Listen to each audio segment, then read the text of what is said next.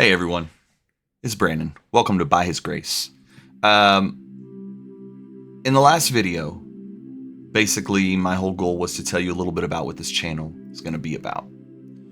But the truth is, I have no idea what all this channel is going to be about. This channel came to me in a prayer, and it was something that I started because I felt that that's what He wanted. So that's what I'm doing. I don't know where all this channel is going to go. I have some ideas. The testimonies. I want to hear your testimony. I want to know your testimony. So whether you want to send it to me in a text format for me to read, whether you want to send it in a video format where you read it, that I would love. I'm working on trying to figure out a way to bring people on to let them say their testimonies live, like a video podcast, or even if you just want to do audio, that's fine too. Whatever you want to do. I want those testimonies out because that's what puts the Holy Spirit in me, is hearing other people's testimonies. So I feel like that can do that for others too. So that's what I want to do. My whole goal at this point with this channel is to get people closer to God, closer to Christ, like I have been as of late. And I'm going to tell you why in a minute when I give you my testimony. But my whole idea here with these videos is to get people closer to Him, to get people to understand who He is and that He loves you so much. That's what I want to do. So that's what I'm going to do with this. I don't know where it's going to go. I don't know what I'm going to end up doing. I've got some ideas. Like I said, I've got some ideas, the testimonies, questions that people may have. If I can answer them, I'll try. I'm not a teacher. I'm just not. That's not what I'm going to do here. I'm not going to sit here and teach you about things that you probably know more about than I do. My goal with this channel is to get people closer to Christ. So, testimonies, questions. Now, there are going to be times where maybe I run into something that I think, hey, that might be a really cool way to show the love of Jesus Christ and bring that out and talk about that. That's going to be something that I might do. I don't know. I don't know what else is going to happen. I may talk about a story in the Bible. I may talk about a Bible verse. It's just going to be me going with the flow and doing what I think God wants me to do. That's what this channel is going to be about. So to start off, my testimony. A little bit about me. Why am I here? So I've always been a Christian. I was baptized at 2 months old. Went to church growing up. I was confirmed. Whole works, Lutheran. I was a check the box Christian. You know, do this, check, check, check, check, check. That's what I did. I sinned, just like everybody. It's what we do. Not purposely, but we can't help it. Always considered myself Christian. But despite all that, I never really knew what that meant.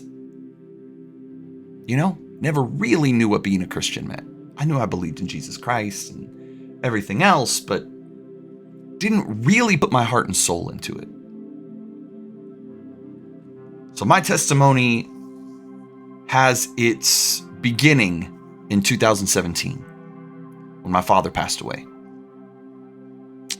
A month or so after he passed, I was having lunch with my family, and my mom asked me, "Can you go to the house, get the blower, blow the leaves out from the bushes, and get the lawnmower and mulch them up?" Because she hadn't been to the house for a while. She was living with my sister because she didn't want to be in the house because my dad was everywhere. See, my dad had lived with ALS for 30 years. He was given 4 years to live in 1989, and he made it till 2017.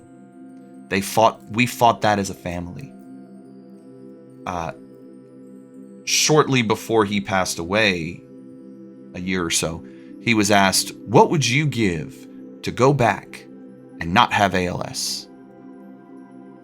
He sat there for a minute and he looked at him and he said, I wouldn't change a thing. ALS made me who I am today. Brought me closer to my family, brought me closer to my God. I wouldn't change it. Took me a while to get that. I get it now. I understand what he meant. And it's those struggles that bring you closer to God. But my mom, going back to my story, my mom didn't want to be at the house. So she was living with my sister at the time. So she asked me to go ahead and take care of that. So I say, sure.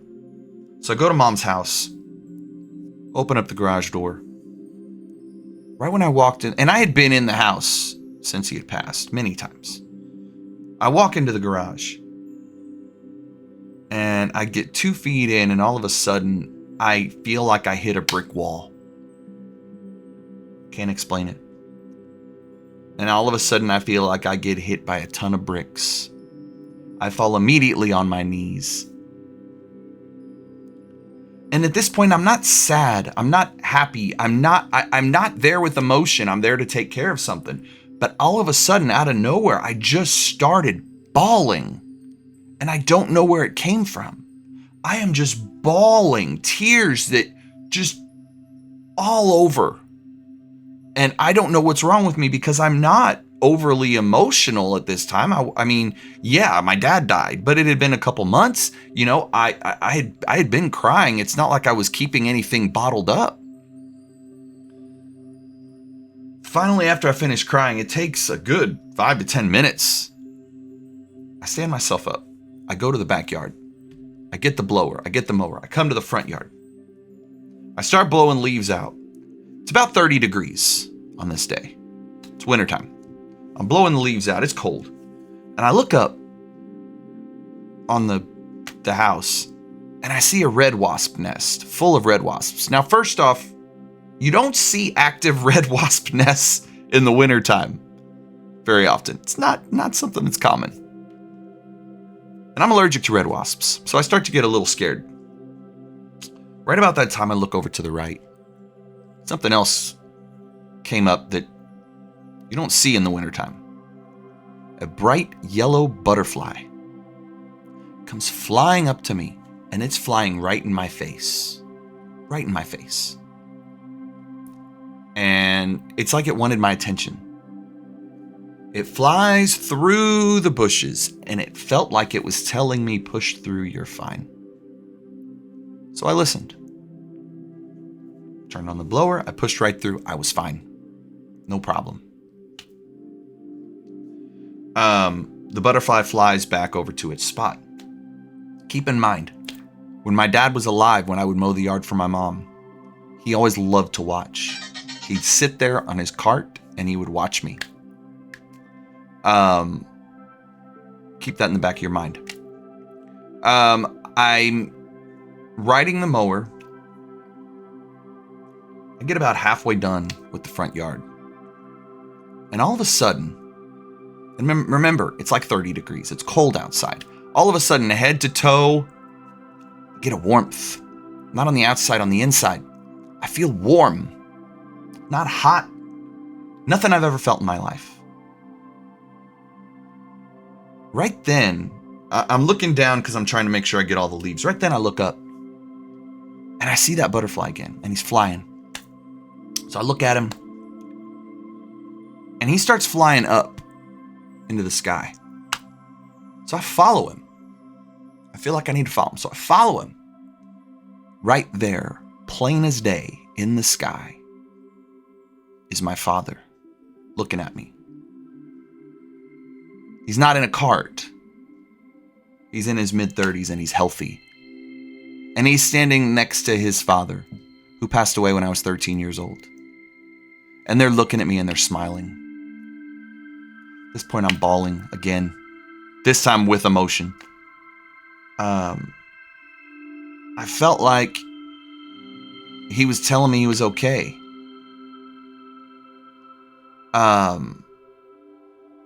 It was like a feeling that I knew he was okay. Could never explain the warmth, though. that I felt before. Finish mowing, take the mower, the blower back to the backyard to the lawnmower shed. I put it back in there. And then when I'm leaving, I put him up and I want to go look and see if that butterfly's still there. So I walk back out and I look over. Right when I look over to where he was, I see him. And right away, he flies up and flies over to me. And one thing my dad used to do, if I missed a spot on the mower when I was younger, is he'd ride his cart over to the spot where I missed and just kind of like, dude, you missed a spot. Well, this butterfly flies right in front of my face again, flies up over the tree, flies over to the side yard. I was so emotional about everything that happened, I completely forgot the whole entire side yard. This butterfly flew down, dipped down, and back up, just like my dad would have done with his head, to let me know, dude, you missed a spot. Of course, now I'm really bawling. I go, I'm like, all right, Dad. And I'm laughing and crying at the same time. I go get the mower, I come back, I finish it up. I'm leaving now. As I drive away, I look back over to the area where the butterfly was sitting. I look and I see him, and I also see a second one, and they're playing together. And it just made something inside me know my dad was okay. Now, fast forward. That was 2017, 6 years later. Well, 5.5. Like a lot of people, that fire that I had, I didn't understand what all that happened. I just thought that was my dad coming to me telling me he was okay. Didn't think that that could be God telling me dad was okay, which is what I believe now. A lot of that, any fire I may have had started fading a little bit. And something told me I needed to get closer to my God again. So I started reading everything I could find. I started watching any videos I could find. I started listening to podcasts, just anything that I could get my hands on. I was thirsty for the Lord. Thirsty.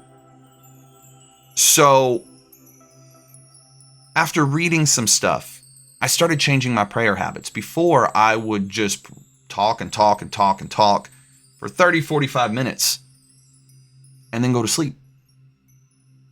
If you ask me a question, you ask me for something, and then you walk away, how can I give you my answer? I can't.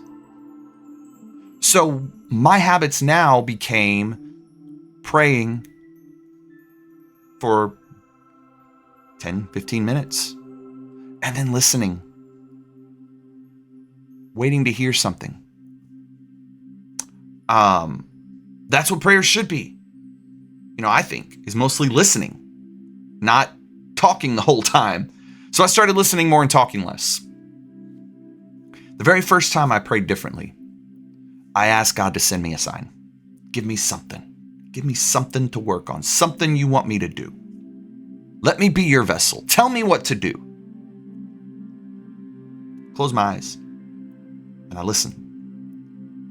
Right before I fall asleep, not when I'm asleep, not like dream, but before I fall asleep, I see a picture of a prayer closet.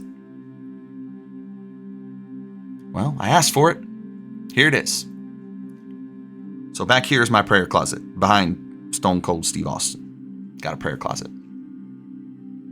I got stuff in there, but I've made the inside of the door something that relaxes and comforts me, and a cross. And I've got a little handheld olive wood cross that I hold on to. And that's where I pray, in the quiet. That's what you want me to do? That's what I did. I thanked God. Went to sleep. The next Sunday, I go to church. I was a little disappointed that I didn't have any cash to give as an offering. They didn't take debit cards or Venmo or Cash App or PayPal or none of that. So I was a little disappointed that I couldn't give my offering. So I leave I now go to a non-denominational church. And I leave church. Later on, I'm going to Walmart down the street. And when I'm leaving Walmart, I see a homeless man in the parking lot. And he's not begging for money. He's just sitting there. And right as I'm driving past him, the head-to-toe warmth comes back. First time I felt it since Dad passed, since that day. Again. Came out of nowhere. Head to toe. Couldn't explain it. But, right then, God did not talk to me. I did not hear his voice. But I felt words. And those words were, give that man your offering. And an amount even came to me. It was $20. Damn. I asked for it, didn't I? Let me be your vessel to help others. I asked for it, didn't I? So I drive my truck over to the ATM. I take $20 out. I drive back. I could have handed it to him out the window. Nah. I wanted to talk to him. So I pull up. I park my truck. I get out. I walk up to him. I say, how are you, sir? He says, oh, I'm good. And I say, what's your name? He says, Larry. Nice to meet you, Larry. I'm Brandon. We start talking. He's a Christian. And he tells me, he says, I'm going through some stuff right now, but you know, God is good. He's going to take care of us. So we talk for a few minutes and I give him the $20. He looks at the money. He looks at me. He says, you know, if I'm lucky, I get this in one day. Hadn't been a good day today, is what I was guessing, just by what he was saying. And he says, and it's so, I'm so grateful that you brought me $20. Because $20 is exactly what a nice lady charges me to sleep in her garage. So I have a roof over my head tonight. Thank you. And it got me thinking. And first off, I'm not saying this for praise. I don't want any. Glory be to God. He gave me that $20. He gave me the ability to work to make that $20. And he gave me the sign to give that man his $20. I don't want praise from this. This is not what I'm doing. I started thinking, what if he didn't make that $20 that day and he was sleeping outside that night and something was going to happen to him? What if God put me in his path to give him that money, to give him a roof over his head that night to keep something from happening to him? It all just hit me and I'm like, wow, that was cool. I asked him if I could hug him. He said yes. I hugged him, got in my truck, and I started driving away. I was fine. Wasn't overly emotional, wasn't, happy. I mean, I was happy, but not like overwhelmingly. I get not 50 yards out of the parking still in the parking lot. And out of nowhere, I start bawling again, just like the last time I felt the warmth. I am bawling, just absolutely freaking bawling. Just no explanation. I can't drive. I got to pull in the parking lot. Got to pull into another parking spot. Put my head down so people can't see me. And I'm just bawling. 5 to 10 minutes, I finally get to where I can at least drive. And I drive home. I get home, I'm still crying. Tell my wife what happens. And here's what it is. That night, I thank God again. That night I go to sleep. I thank the Lord before my prayer. I'm sorry, when I say my prayers. I thank the Lord again. And I tell him, give me a sign. Tell me what you want me to do. Again, I ask this every night. Right as I'm going to sleep, I see a word. It says serve. Okay? Next night, same thing. I see a word. It says love. Okay? I'm getting frustrated. What does this mean? I mean, I know what love means. I know what serve means. But what does it mean? I talked to my pastor. He's been doing this for 40 years. I asked him, am I crazy? He says, no, that's God. He's talking to you.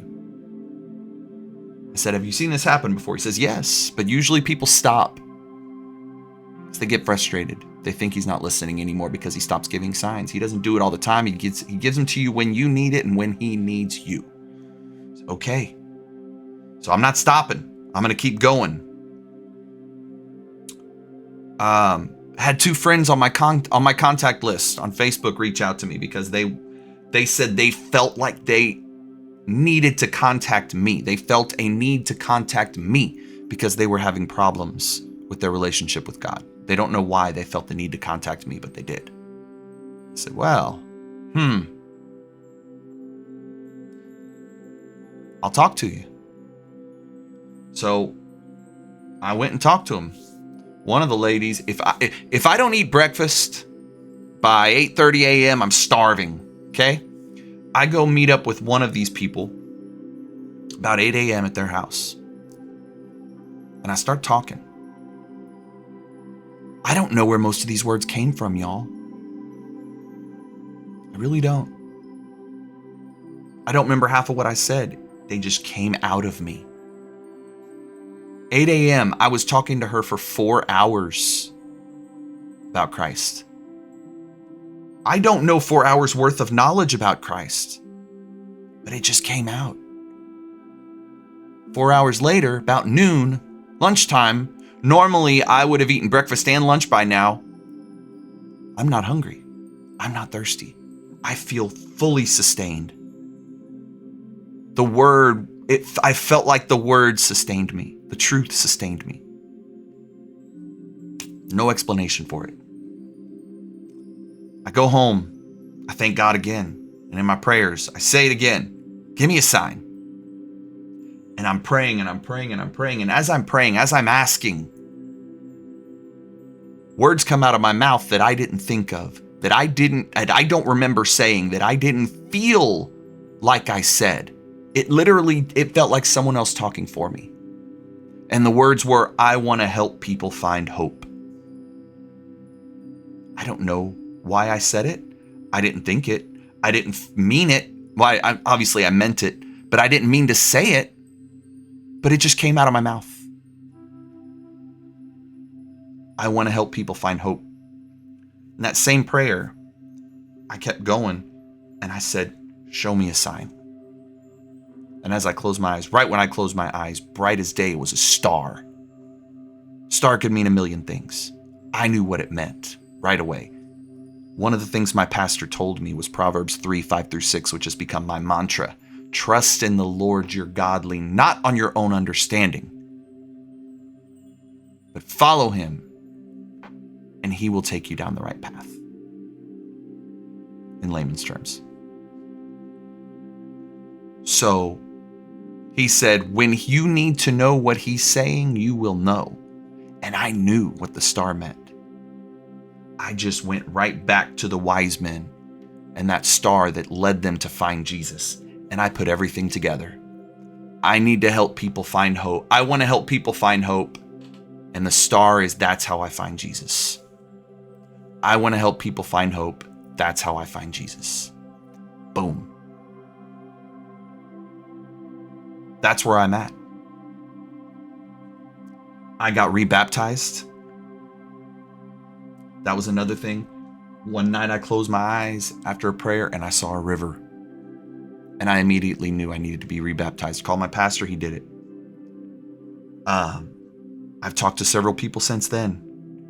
Now I'm just reading everything I can find. I'm reading the Bible. I'm reading books about Christianity. I'm doing everything. I'm just getting started, y'all. I'm just getting started. This channel came to me in a prayer after the shower. After when I was taking a shower, it just popped into my head.